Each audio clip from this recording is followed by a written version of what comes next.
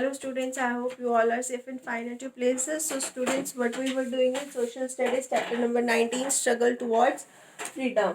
So we were doing this chapter, struggle towards freedom. अब तक हमने इस chapter में क्या पढ़ा था? We have studied about कि earlier India was known as the golden bird, सोने की चिड़िया कहा जाता था because of its wealth and prosperity. जो wealth और prosperity थी, because India was rich in pearls, India was rich in jewelry, India was rich in spices. So इन सब चीज़ों की वजह से इंडिया को गोल्डन बर्ड कहा जाता था बिकॉज वेल्थ और प्रोस्पेरिटी थी इंडिया में.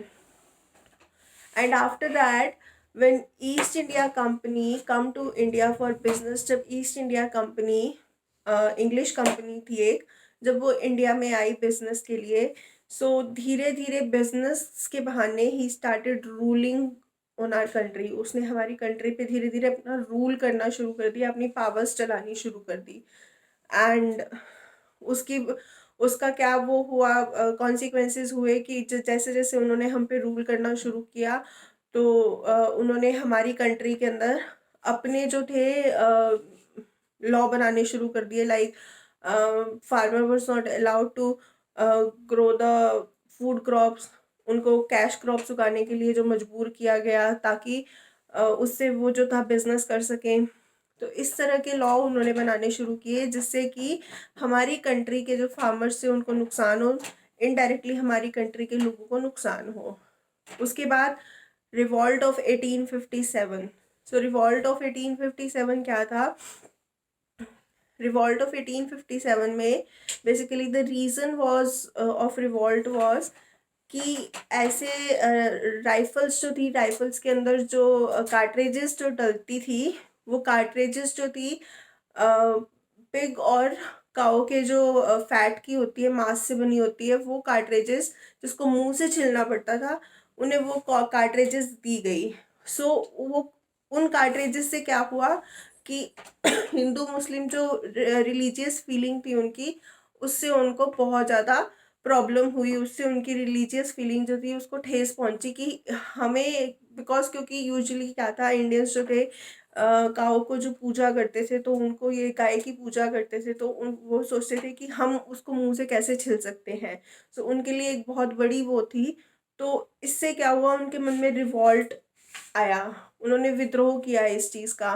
विद्रोह करने का क्या नतीजा हुआ कि उन्होंने जो आर्मी ऑफिसर्स से, इंग्लिश आर्मी ऑफिसर्स से, उनको मारना शुरू कर दिया. एंड जो वहाँ पे प्रिजनर्स बनते उनको खोल दिया, उनको फ्री कर दिया. सो उस रिवॉल्ट का एक बहुत बड़ा वो रिवॉल्ट एक बहुत बड़े रूप में सामने आया. लोगों को अपने जो थे राइट्स का पता चलना शुरू हुआ कि उनके राइट्स क्या हैं. वो अपने राइट्स के लिए, अपनी फ्रीडम के लिए उन्होंने खड़े होना शुरू किया. So this was a revolt of 1857. So now today what we will study about, we will study about कि इस रिवॉल्ट का क्या रिजल्ट आया था, इस रिवॉल्ट के रिजल्ट क्या आए थे सामने. And we will study about Indian national Congress. Indian national Congress क्या थी, आज हम वो पढ़ेंगे. और जो आपका रिवॉल्ट ऑफ 1857 थे उसके रिजल्ट क्या सामने आए थे, that we will study. And that too on my screen. Be with me on my screen so that I can explain you better. So this is struggle towards freedom.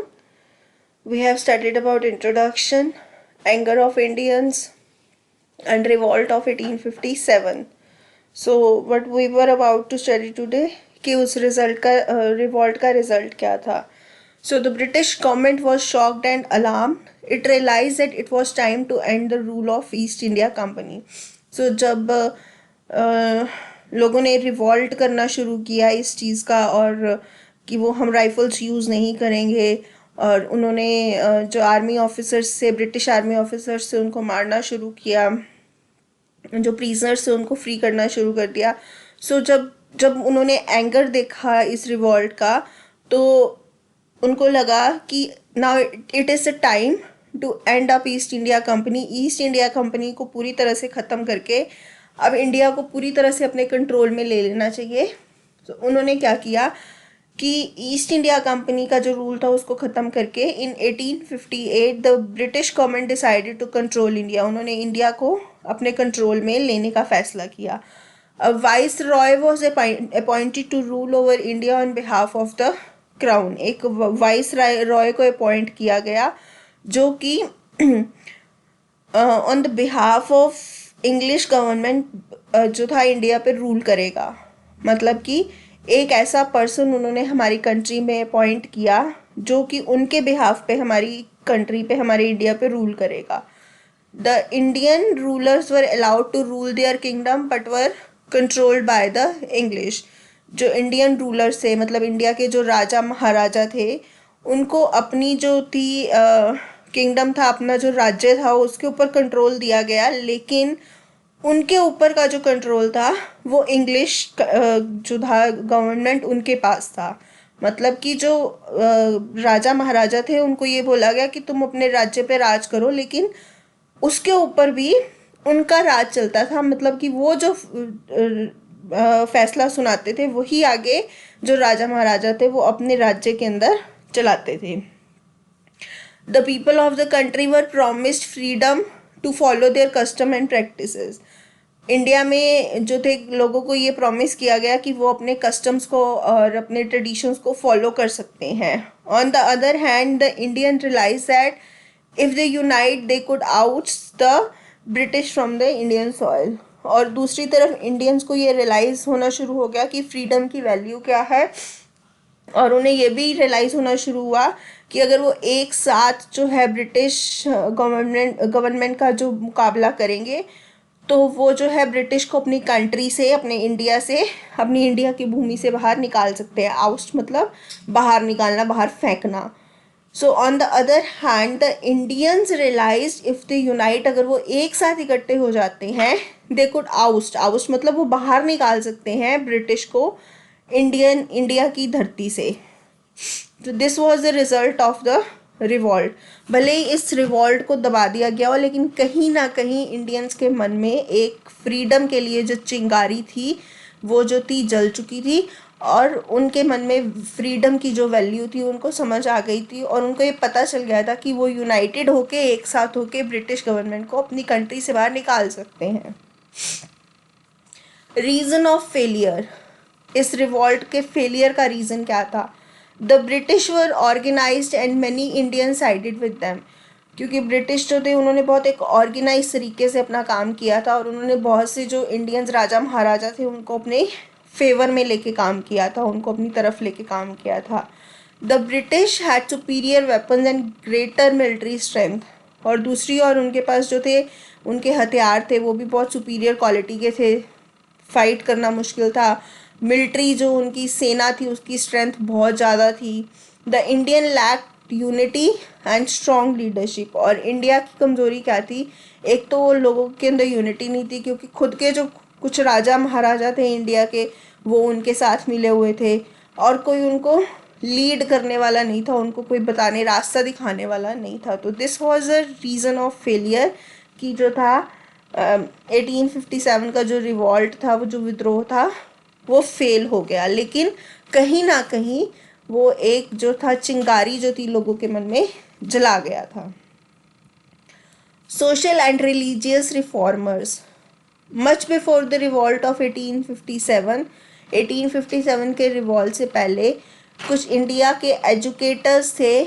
Educators मतलब कुछ शिक्षित लोग, educated लोग जो थे, who were expose to western education, जो जिनको western education की जो नॉलेज थी, तो उन्होंने अपनी कंट्री के अंदर जो इविल्स थे, मतलब बुराइयां थी अपनी सोसाइटी की, इंडियन सोसाइटी की, उसको महसूस किया कि हमारी इंडियन जो सोसाइटी है उसकी बुराइयां क्या हैं. So these evils were caste system. भेदभाव करना, ऊंची जाति का है, छोटी जाति का है, किसी के साथ बैठ के खाना नहीं खाना, इसकी जाति सुपीरियर है तो इसके साथ बात, छोटी जाति के साथ बात नहीं कर सकते, इस तरह की बातें करना. किलिंग ऑफ फीमेल इन्फेंट, मतलब कि जो गर्ल चाइल्ड पैदा होती है उसको पैदा होते ही मार देना. और चाइल्ड मैरिज, बाल विवाह, छोटी एज में शादी कर देना, सती प्रथा मतलब कि किसी के हस्बैंड की डेथ हुई है तो उसको उसके साथ जिंदा जला देना, इस तरह की जो बुराइयां थी हमारी इंडियन सोसाइटी में मौजूद थी। लोगों के अंदर इस तरह की बुराइयां मौजूद थी। इस तरह के लोग भेदभाव में बिलीव करते थे कि एक औरत को एजुकेशन का राइट नहीं है, उसको ये सब चीज़ें लोग बिलीव करते थे। They realize that it was because of these evils that our society could progress.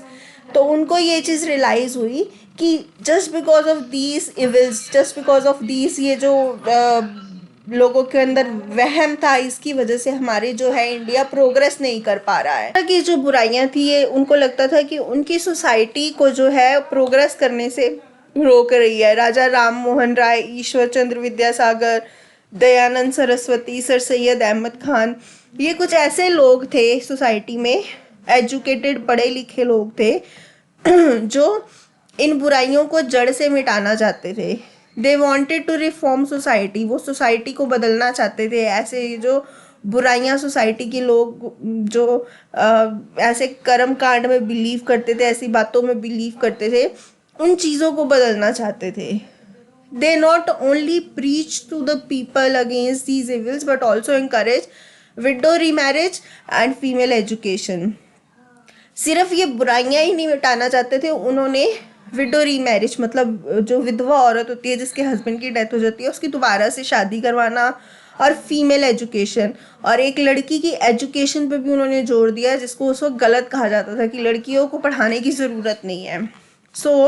कुछ ऐसे सोशल रिफॉर्मर्स थे जिन्होंने ऐसी बुराइयों को इंडिया से जड़ से मिटाने की कोशिश की, सो दैट जो ऐसी चीज़ें जो इंडिया की तरक्की के अंदर बाधा बन रही हैं, उसको रोक रही हैं, वो उसको जड़ से मिटा सकें।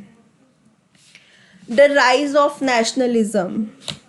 The revolt of 1857 failed, but it made the Indian realize the injustice of the British government.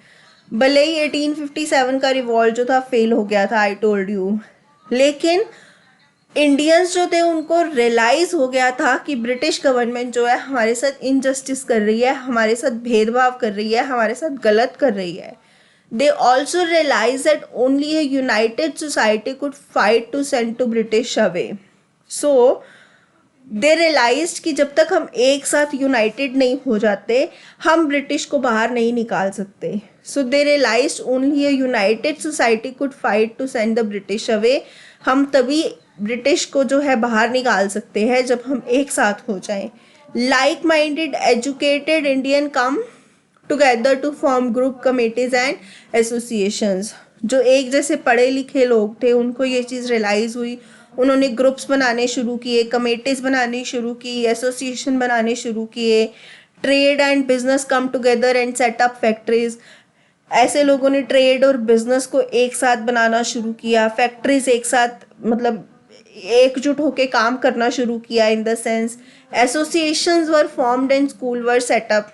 Associations बनी, स्कूल बनाए गए, न्यूज़पेपर पब्लिश हुए। India begin to hold meeting and ask for their right. इससे क्या हुआ, लोगों के बीच में तो जागरूकता आई, उनको अपने राइट्स का जैसे जैसे पता चलना शुरू हुआ, उनको ये पता चलना शुरू हुआ कि हमारे साथ भेदभाव हो रहा है, गलत हो रहा है।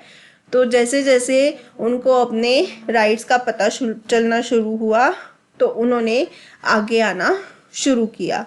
All this led to the formation of Indian national Congress in 1885। इससे क्या हुआ, 1885 में इंडियन नेशनल कांग्रेस की स्थापना हुई। जैसे जैसे लोगों को अपने राइट्स का पता चलना शुरू हुआ, उन्होंने एकजुट हुए, तो उससे क्या हुआ, इंडियन नेशनल कांग्रेस बनी। एंड इंडियन नेशनल कांग्रेस को जो इनोग्रेट करने वाला था, इंडियन नेशनल कांग्रेस को जो बिल्ड करने वाला था, he was the British officer and his name was A.O. Hume. The Indian National Congress was a group of educated Indians. Indian National Congress क्या थी, educated Indians का एक ग्रुप था। and it is interesting to know that it was started by an Englishman named A.O. Hume in 1885. The first meeting was जो जो first meeting थी Indian national Congress की, वो बॉम्बे में हुई. It was attended by 72 delegates from all over the India. 72 delegates ने इसको attend किया all over the India. W.C. Banerjee was the first president. उसके फर्स्ट प्रेजिडेंट जो थे उनका नाम था W.C. Banerjee. A.O. Hume remained as its general secretary for many years. Hereafter, the INC, Indian National Congress, had yearly meets in different parts of India. So उसके बाद क्या था, इंडियन नेशनल कांग्रेस की डिफरेंट इंडिया के डिफरेंट पार्ट्स में उसकी meeting होनी शुरू हुई under the able leadership of people. मतलब अच्छे जो पढ़े लिखे एजुकेटेड पीपल थे, उनकी लीडरशिप के अंदर जो इंडियन नेशनल कांग्रेस थी वो बहुत पॉपुलर और स्ट्रॉन्ग बन गई. इससे क्या हुआ, लोग it awaken the feeling of love for one nation in the mind of common people. Indian national Congress ने क्या किया, जो आम आदमी, जो आम जनता थी इंडिया की, उनके दिलों में एकजुटता, यूनिटी की भावना बनाई. हमारे अपनी कंट्री के लिए एक होके अपनी कंट्री से प्यार करना, उसकी जो थी वैल्यू बताई. The British government introduce strict laws to suppress the feeling of nationalism. जब लोगों के अंदर नेशनलिज्म की फीलिंग आनी शुरू हुई, जब उनके अंदर अपनी कंट्री के प्रति प्यार आना शुरू हुआ, एकजुटता आई, यूनिटी आई, तो उन्होंने क्या किया, बहुत जो थे स्ट्रिक्ट लॉज बनाए ताकि इंडियन के अंदर जो फीलिंग आई है नेशनलिज्म की, जो अपनी कंट्री के लिए जो फीलिंग आई है, उसको दबाया जा सके. The government slowly sowed the seed of hatred between Hindus and Muslim by using the policy of divide and rule. और इस चीज़ को ख़त्म करने के लिए उन्होंने सहारा लिया हिंदू और मुस्लिम को डिवाइड एंड रूल करके. मतलब कि हिंदूस को मुस्लिम के अगेंस्ट भड़काना और मुस्लिम्स को हिंदूस के अगेंस्ट भड़काना, उन दोनों के बीच में डिवाइड एंड रूल करके, डिवाइड करके उन दोनों को और उनकी कंट्री में, हमारी कंट्री में रूल करना. सो उनका स्टेप अगला ये बना. So this was the Indian national Congress. So students, आज हम इतना ही कर रहे हैं. इसके बाद फर्दर इस चैप्टर को थोड़ा सा और डिटेल में I will tell you. And till the time आप यहाँ तक इसको रीड करोगे. बुक में this chapter is given till here only, यहीं तक दिया हुआ है. Read that chapter and further I will explain you little more. Further I will explain you apart from the book. So in next lecture, so till the time you can read this chapter. Bye students, we will meet tomorrow.